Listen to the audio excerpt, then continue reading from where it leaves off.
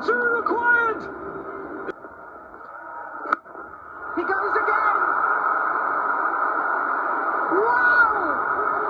Another 6. Another good pass. What are you doing? No! I cannot anymore. 3 sixes. But now 6 of 1.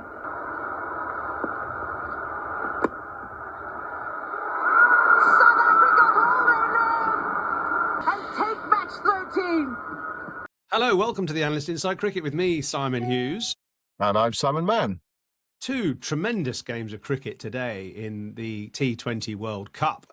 You've just come off, Simon, perhaps the longest T20 game in history. South Africa against Afghanistan. We'll talk about that first, and then we'll talk about England going down to the West Indies afterwards. I mean, what was that experience like, commentating on a game with 2 super overs, South Africa, Afghanistan? Amazing. It was a phenomenal game. It was one of the best white ball matches I've ever seen. Certainly one of the best white ball matches I've ever commentated on. I commentated on the 2019 World Cup final at Lords in England and New Zealand. That had that dramatic conclusion. But the game itself, I didn't think was that gripping, that exciting. It was a kind of turgid game, whereas this was fascinating throughout, from the start of South Africa's innings to the end of Afghanistan's innings, and then into the 2 super overs as well. It had just about everything that you'd want a T20 match. It was just thrilling, heart-pumping, non-stop action, and you have to feel sorry actually for whichever side lost the game, because neither side deserved to lose. Now, some people are actually saying, why do we need super overs in group games? Can you not just have 1 point each? But that's the way it is now. Everyone knows the rules, the regulations. So we had to have 1 super over. That was tied.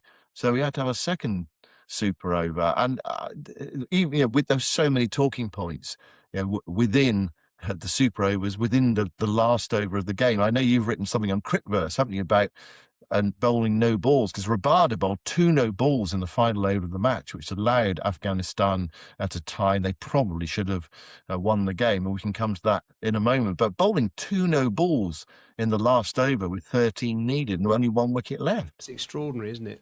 Yeah, you're right. Thank you for drawing attention to the Crickverse, actually, which is on Substack.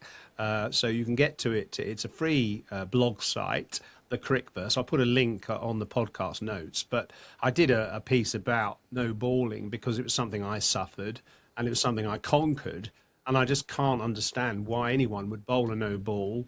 Or, I mean, you don't deliberately do it, obviously, but why would they even go so close to the line in this sort of cricket? Because the stakes are so high and the penalties of bowling a no ball are so harsh in white ball cricket. Let's come to that. I mean, just first, let's just listen to, because Dale Steyn and Cas Nadu, the commentators on TV, they went absolutely sort of ballistic, didn't they? I mean, I think Dale Steyn lost his voice almost at the end of this game. Firstly, the end of the first super over, and then the end of the second super over. Let's just hear a bit of it, because it was so dramatic. And staying, obviously willing South Africa on, but seeing the competitiveness of Afghanistan as well. The first bit of commentary here is 6 to tie, 7 to win for South Africa off the last ball of the first super over. And somehow Tristan Stubbs manages to hit a 6 off a low full toss. Stubbs, can he do it? Can he get this ball over the rope for 6? Is Howard there all the way for 6?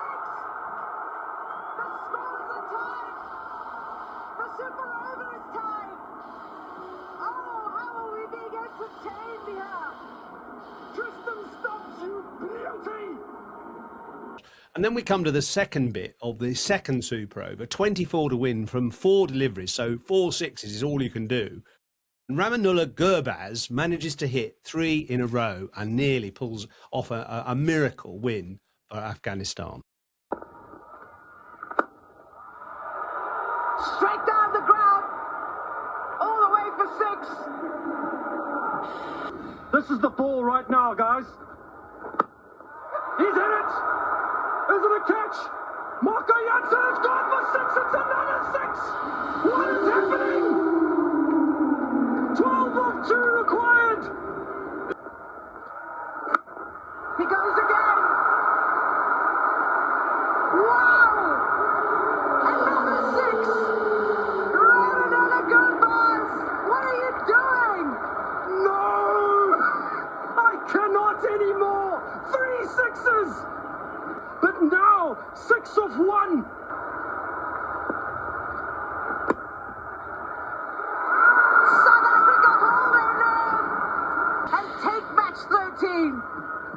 I suppose, incredibly impassioned commentary there from, of course, two South Africans who, were maybe slandered, slightly biased, but you Really? can understand their emotion, can't you, in that situation? And Dale Steyn, he's a passionate man, and he cares so deeply. He was willing South Africa on.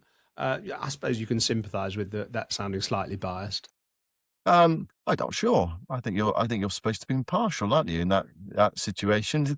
Look at Ian Smith when he commentated on the end of the World Cup final. New Zealand, brilliant piece of commentary, but it felt impartial, didn't it? There we go. Anyway, people learning their trade, and I mean, look, it was an incredible finish, wasn't it? It was just absolutely astonishing cricket. The game lasted about 4 hours and nearly 20 minutes.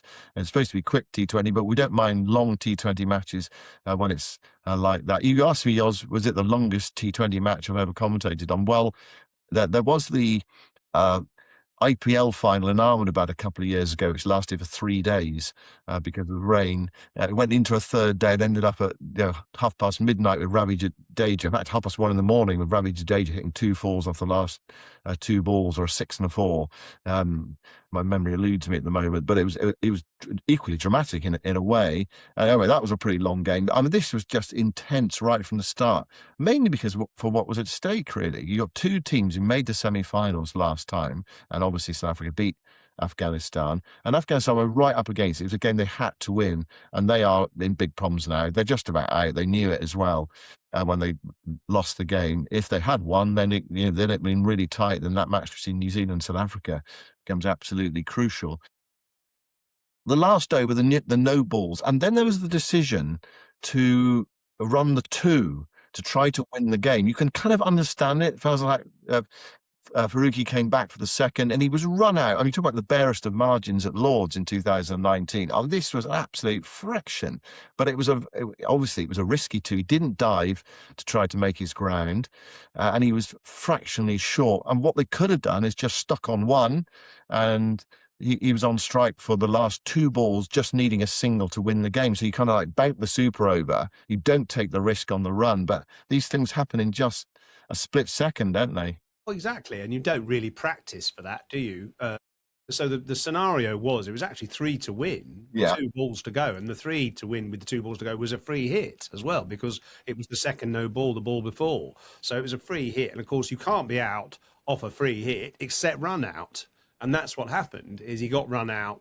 I mean, Faruqi, it's hard to blame the number 11, but actually his running wasn't very good, and he didn't dive. He tried to sort of plop his bat in, and his bat just didn't quite get down in time.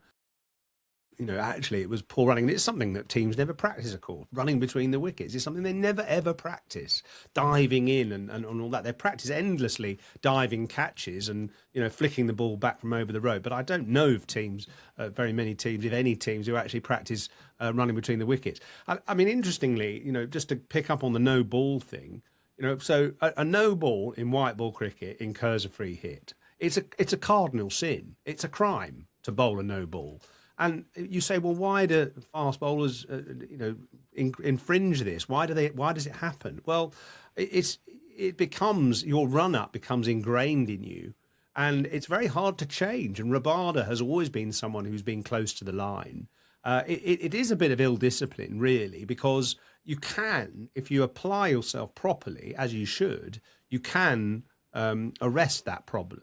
But it does take quite a sort of seismic shift in mentality to change your run up so that you land, a foot back from, or toe on the line. It's quite a difficult thing. I had problems with it all my career, and in the end I conquered it one winter by just going into a park and working out a run up which fitted perfectly into what I needed, and then I measured it out very carefully, and I stuck to that run up throughout the rest of my career, and I never no balled after that. And it makes such a huge difference knowing that you're not going to overstep the line. But unfortunately, someone like Rabada has got into the habit of bowling very close to the line, and he does overstep sometimes and sort of tries not to worry about it. But, it almost cost South Africa the game today. Interestingly, I had a bit of a text exchange with Kyle Hogg, the bowling coach, the sort of assistant coach of England under-19s. And, he's been looking after a battery of young and promising fast bowlers who, of course, got England to the under-19 World Cup final. And I noticed actually during the tournament when they showed some of these young bowlers like Manny Lumsden and one or two others, James Minto, and one or two others, bowling their bowling actions, that they were well behind the line when they landed. In fact, in Manny Lumsden's case, his toe barely touches the line.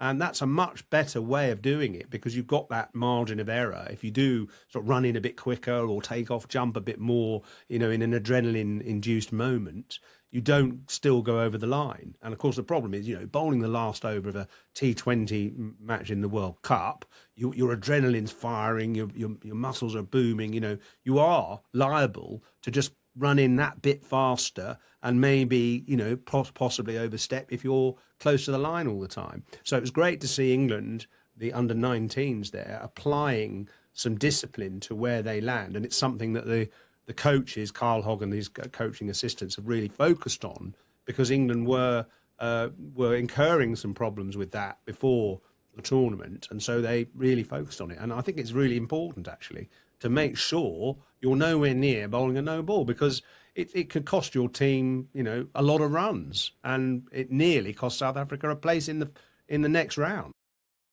Absolutely. And if they'd lost the game, then they were under threat, especially if they lost to New Zealand in that, what would have been a key game. We should just correct something you said earlier, Yoz. It wasn't 3 to win off 2. It became 2 to win off 3. So when they hit that ball out towards wide long off, the 2 would have won them the game. But the 1, of course, would have banked the super over, and it would have meant that number 11 would have been on strike with 2 balls just to get 1 run. So, do you take the risk coming back for the second? And you can understand the emotion. They clearly thought there was 2 there, and they were just, fractionally short. So that was the match done. That was a tie. It was a brilliant, thrilling last over because of Rabada's mistakes. He actually took a wicket off a no ball as well. I thought the game was over. It was done. And so did South Africa. And then he heard the siren, the sinking submarine. And South Africa thought, hold on a second, it's not quite done. And Noor Ahmed hit a 6, and they managed to scramble the runs. Anyway, so that finished in a tie. And then we go to the super over, and South Africa needed 18 to win, 17 for another super over. Why didn't Rashid Khan bowl at least one of the super overs? You can't have the same bowler bowling both super overs, and you can't have a batter who's out batting who was out in the first super over, bat in the second super over. So those are some of the stipulations. But why didn't Rashid Khan bowl in one of the super overs, do you think? It's an excellent question. And it goes back to your point, a while ago, on one of our earlier podcasts about why don't spinners bowl at the death? Because they don't tend to, do they? No. And that may be just a sort of convention thing that, you can't risk a spinner. Although they did bowl Maharaj, South Africa bowled Maharaj. Well, yeah, so they did buck convention, didn't they? And it came off for them in the end. It nearly didn't. But it kind of worked in the end, I suppose. I think it's just a sort of it's a conventional thinking is you bowl a faster bowler, and I don't think that's right. But I think that was probably what the Afghanistanis thought. Faruqi actually did all right, didn't he? I mean, he went for one massive 6, but then he held his nerve and he got Dild Brevis out, caught off a slower ball, slower bouncer, and sort of he kind of kept South Africa vaguely in check there in the end. And then it was that last ball. I mean, so 7 to win, 6 to tie, and Tristan Stubbs. I mean, what a shot! Amazing shot to hit a low full toss flat back over the bowler's head and into the crowd. I mean, just remarkable to make that, take it to a second super over. Extraordinary shot. Yeah, stunning. But I think the thing about Rashid though is that he is a champion bowler, isn't he? So you're not just bowling any spinner in the super over. You're bowling a champion spinner, a guy who is so experienced, befuddles batters. And look, you're probably going to go for 1-6, aren't you? Even Rashid Khan's going to go for 1-6. But are you going to go for 3 6s? Are you going to go for 23 as Azmat did? Probably not. So I just wonder whether that was a mistake. I mean, I think it was a mistake, but the thing is, I think that you often, when in those sort of critical situations, you almost go to whichever player you think is sort of willing, wants it. Who wants it the most here? It's like penalty shootouts, isn't it?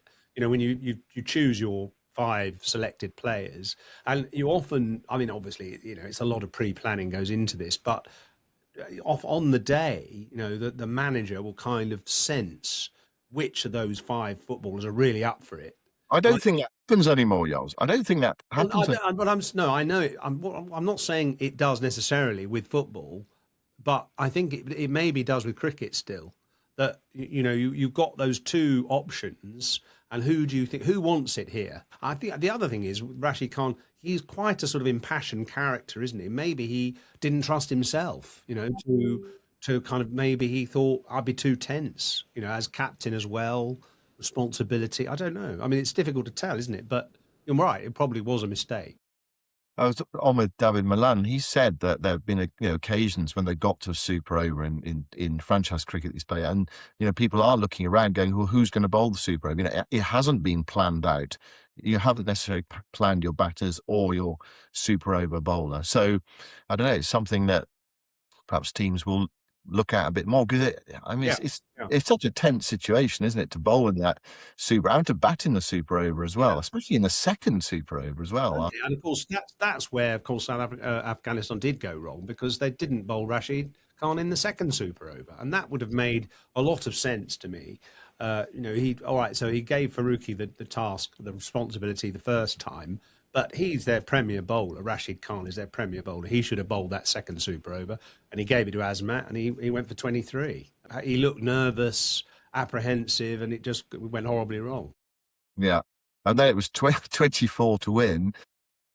And this is another thing I thought was strange as well. Okay, Maharaj bowled. I thought Maharaj is a good defensive bowler. I thought that was not a bad option from South Africa. So they couldn't bowl in Ngidi. You bowled in the first super over, because you're not allowed to bowl the same bowler. They weren't going to go with Rabada after that last over he bowled, with the no balls and things like that. So they went with Maharaj. So a spinner at last. And Afghanistan used Nabi. And I didn't understand that. I thought Gurbaz would have been the man to go out there at the start. And Nabi had a big swing at 1, and then he was out to the second ball. So they were 0 for 1 after 2 balls. They needed 4 sixes to win the match. And I thought, oh, this is absolutely game over. 3 sixes later and a wide later, he needed to hit the last ball for 4 for the another super over.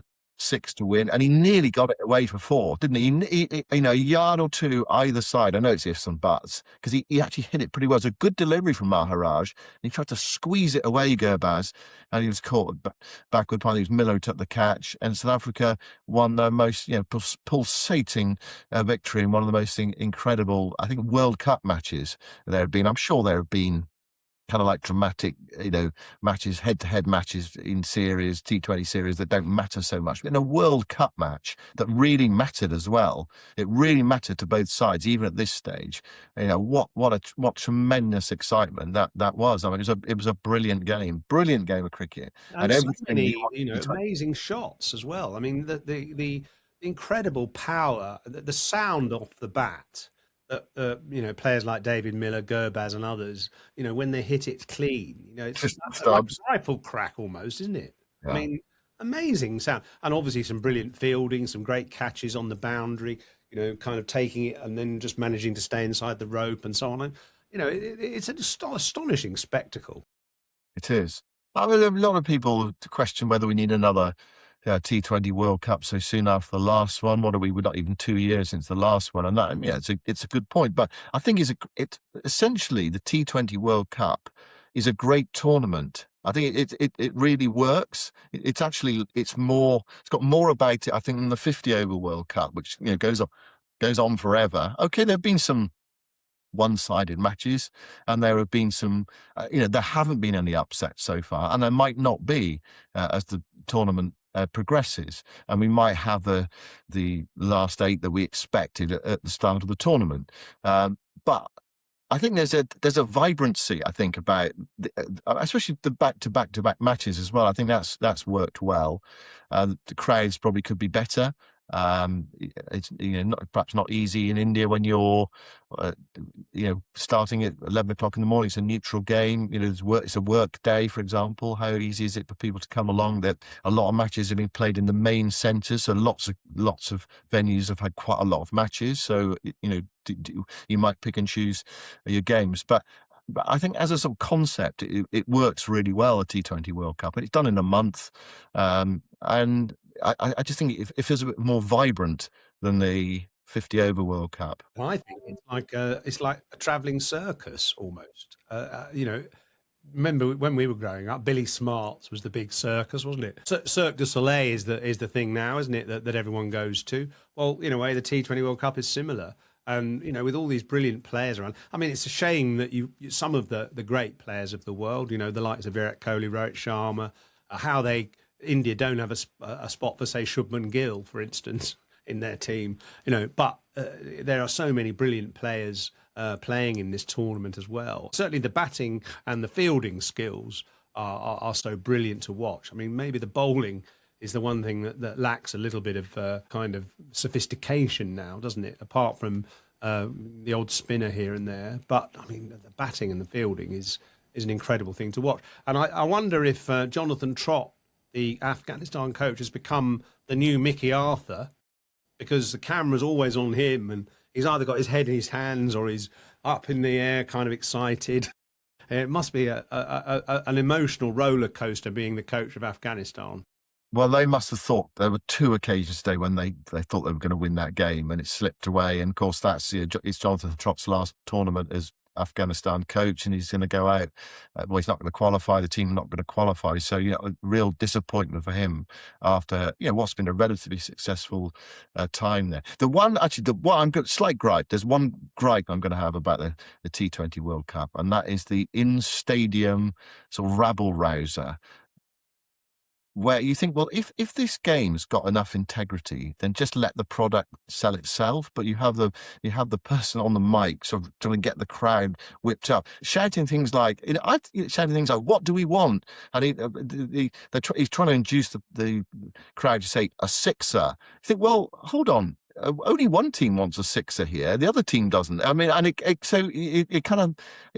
just feels incredibly banal and unnecessary. Well, he's the ringmaster, isn't he? It is like the circus. He's the ringmaster. Oh, yeah. Summoning all the kind of going, well, he wants some boos and some cheers, I suppose. A bit like a pantomime almost, isn't it? But it kind of makes it unserious. I think actually the standard of cricket is high enough for it just to sell itself. You know, this is proper international sport. It doesn't need all that nonsense. What do we want? We want a sixer. I mean, come on, let's have a bit of subtlety involved. They need you, don't they? They need your commentary broadcast around the stadium. That'd be much better. Much more measured.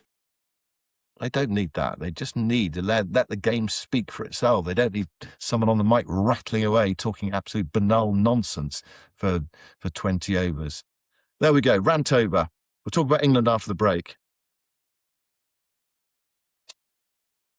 So we just caught our breath after that amazing game, and then we focused on England against the West Indies in Mumbai.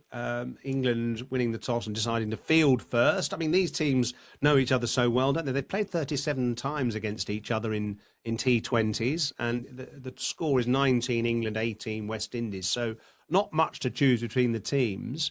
How did you see it today? Did you think England had the strength, had the power to overcome West Indies, who of course beat Scotland in their first game fairly easily?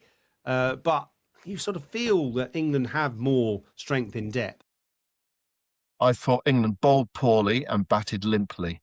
There was a stage when they batted where I thought they looked on course for victory. Our power play was good, but I thought they leaked far too many runs. It was another disappointing day, I thought, for Jofra Archer. I don't think he's bowled that well in the tournament so far. Of course, he is coming back from injury, that side problem in the Ashes, and he missed the last two Test matches. And then I thought they really lost their way with their batting. I mean, real credit to West Indies. I mean, basically, West Indies spinners, their all-round spin package, outplayed England's spinners today. Will Jacks had a poor day. Adil Rashid was brilliant for England, although he did drop Shafane Rutherford from a sky, which cost them a few runs at the back end. Whether it affected the outcome, I'm not sure. And then also Liam Dawson didn't have a particularly good day with the ball as well. So England struggled to create the pressure, but West Indies have got some strong hitters, and they kept on going. And I thought Rutherford was excellent. Holder was excellent. West Indies score was a challenging one, but it looked as though it was chaseable on that pitch, on that size ground as well. But there was enough grab in the pitch, wasn't there, for the West Indies spinners, and they exploited it really well. I thought they were excellent. Sign of the times. The West Indies spinning out England, if you like, 6 wickets to the 3 spinners, and they're all slightly different. I mean, you call Roston Chase a spinner. I noticed some of his deliveries, bowling off spin round the wicket, were 70 miles an hour, which is a good deal quicker than a lot of club seam bowlers, opening bowlers. I suppose it's the changes of pace in his case that do the trick. Actually, they're variations. So Moti bowling some wrist spin and some orthodox left arm spin. Akhil Hussain, who bowls these sort of little left arm darts that mostly swing in and don't really turn, and then Roston Chase varying his trajectory and varying his pace. I mean, it was very good control from them, those 3 bowlers, and Rashid, doing what he does. And actually, we said in an earlier podcast that perhaps he wasn't as effective on Indian pitches, but today he was absolutely brilliant. I mean, against the West Indies, who don't really like slow spin so much, he is likely to be more effective, and he was, and he bowled tantalisingly well. But as you say, I mean, England's seam bowling was disappointing, especially Archer. It started with a wide down the leg side. I wonder if he's struggling a bit with these new kookaburras, actually, because the new kookaburra has a higher seam and a bit more kind of polish. The shine seems to last a bit longer, and it just means, and I've got a white kookaburra ball here, it just means they do swing a little bit more than the old ones. And I don't think Archer likes it swinging, because he loses his line. So in that first over, the first ball he bowled went down the leg side, swung down the leg side and was a wide. And then about third or fourth ball, he tried to overcompensate, and he just got his wrist position a bit wrong. And it swung miles away and went over the top of first slip for 4 wides. So, just generally he was struggling with his line today.